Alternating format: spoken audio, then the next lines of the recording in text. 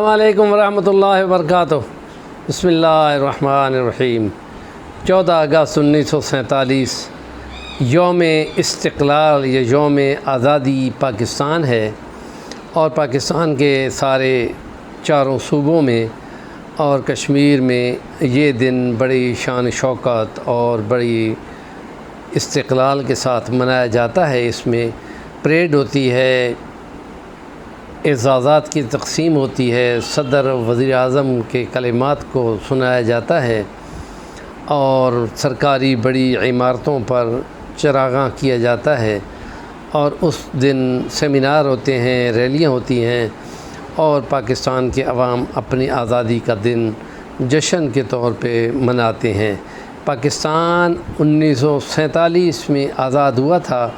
اور یہ مملکت پاکستان 27 رمضان کو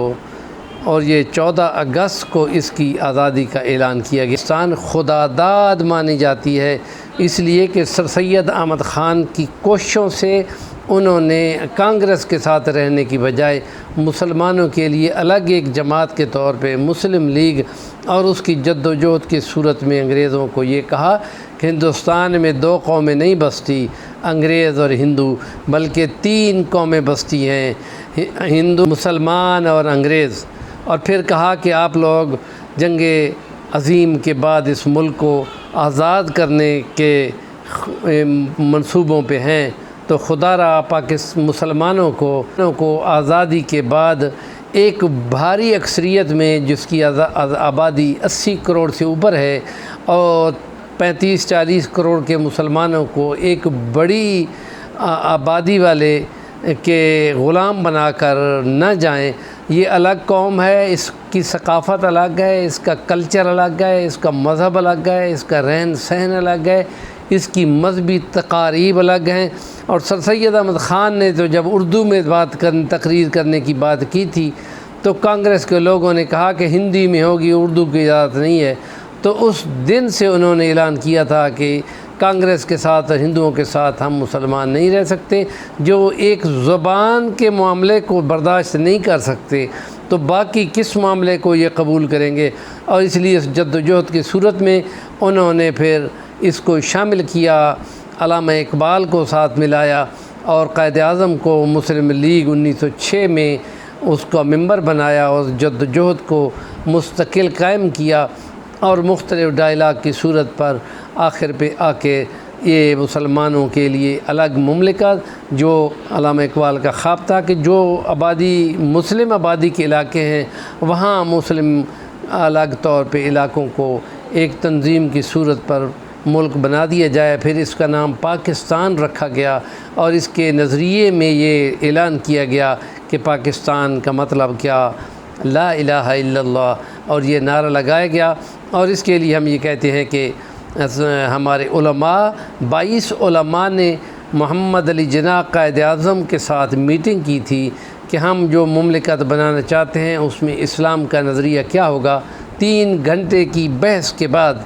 جب قائد اعظم محمد علی جناح باہر نکلے،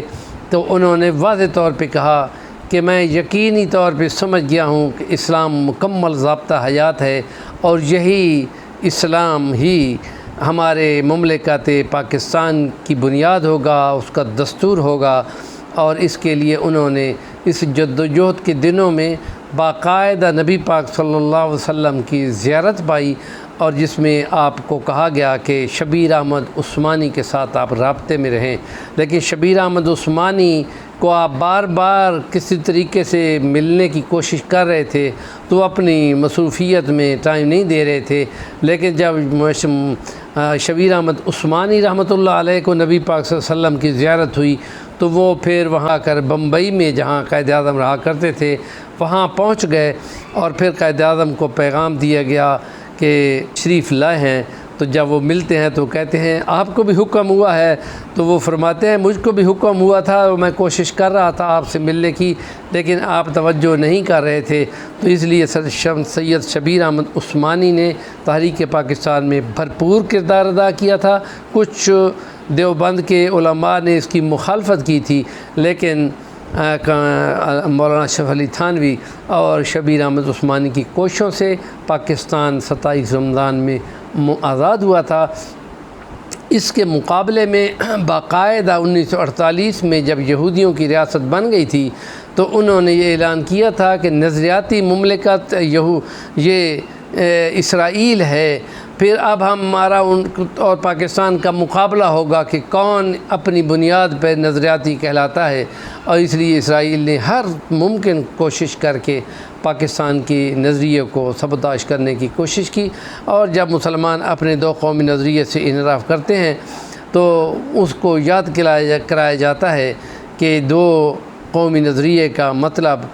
وہی ہے جس کی بنیاد پر کہا گیا تھا کہ جس دن پہلا ہندوستان میں ہندو مسلمان ہوا تھا اسی دن پاکستان قائم ہو گیا تھا، کہ اس نے اپنی تہذیب اور اپنا کلچر اور اپنے مذہب اور اپنی پوری زندگی بدل کر ایک نظریہ اختیار کر لیا۔ تو اس کا مطلب ہے کہ اس مملکت میں رہنے والوں کی اکثریت اپنے مذہب اور اپنے عقائد اور نظریات کے مطابق گزارنے کی پابند ہوگی، اور اس کے لیے باقاعدہ کوشش کر کے پاکستان 70 سال ہو گئے ہیں آزاد ہے، لیکن اس نظریاتی طور پہ جو دستور اسلامی بننا تھا اس کو ابھی خواب کی صورت بھی رکھا گیا ہے۔ بہت ساری کچھ باتیں ہیں جو ابھی بحث طلب ہیں، اور یہ اس کو کچھ لوگ جو سیکولر بنیاد پر پاکستان کا نام لیتے ہیں ان کو یہ معلومات ہونی چاہیے کہ قائد اعظم محمد علی جناح نے اپنی سپیچز میں یہ باقاعدہ مختلف جگہوں پہ جو اعلان کیے تھے ان میں یہی تھا کہ اسلام ہمارا کلچر ہے، اسلام ہی ہمارا دستور ہوگا، اور اسی بنیاد پر پاکستان بنا تھا۔ ہمارے چینل کا نام ہے صفی الرحمن الوانی، ضرور سبسکرائب کریں، اور اس کے لیے کومنٹ بھی آپ کر سکتے ہیں۔